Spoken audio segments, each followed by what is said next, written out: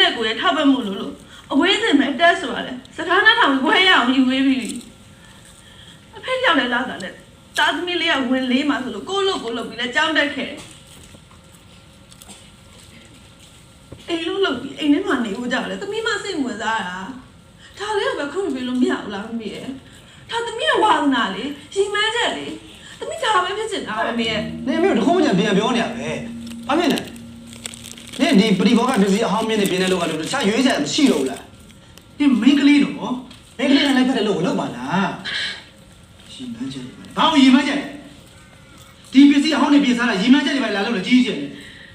ကိုယ့်ရဲ့မိဘဆန္ဒထက်အရေးကြီးတာဘာရှိသေးလို့လဲပြောလို့မရဘူးဘာလို့ပြောနေလဲ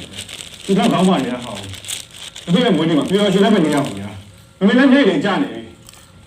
မိဘစိတ်ဆင်းရဲတဲ့အလုပ်ကိုသူကလုပ်ချင်တယ်ဆိုရင်ပေးလို့လိုက်တာပါတော့ဗျာကျွန်တော်စိတ်ကြီးရှုပ်လာပြီမမေတောက်ပေါ်တော့မယ်အေးဒီလောက်ကောင်မှတိတ်လောက်ချက်ပြဆိုရင်တော့ငါတို့မရှိမှတော့ဒီမှာတိတ်ခါမရှိလူမြင်မကောင်းနေလောက်တော့ငါခုမပြုတ်နိုင်ဘူးမင်းကလည်းဖြစ်ပြီးတော့ယောက်ျားလုပ်ကြည့်တော့ဘယ်လိုလုပ်ပြီးလူမြင်တက်တယ်မှာလဲအရှင်ကအပြောသဘောဆိုပြီးကြည့်နေတာဖေပြောတာ哦လက်သမားလူကတကယ်ပဲဂုံတိတ်ကမရှိရဲ့အလုပ်လားလို့အဲ့လူကသမီးတို့ဘွားအဲ့လူကပဲစခဲ့ကြတာလေ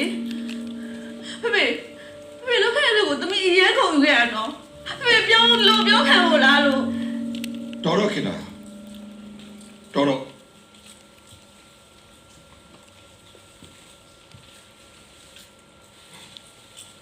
ဖေတော့ဟာလက်သမားလုံးနဲ့မအောင်မြင်လို့ဒီလောက်ကိုပြောင်းခဲ့ပြီမေသမီးအောင်မြင်အောင်လုပ်မယ်ဖေယုံနဲ့ကိုယုံနဲ့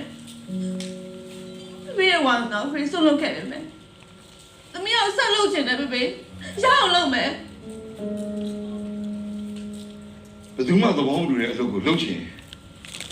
သမီးဒီမှာမနေရတော့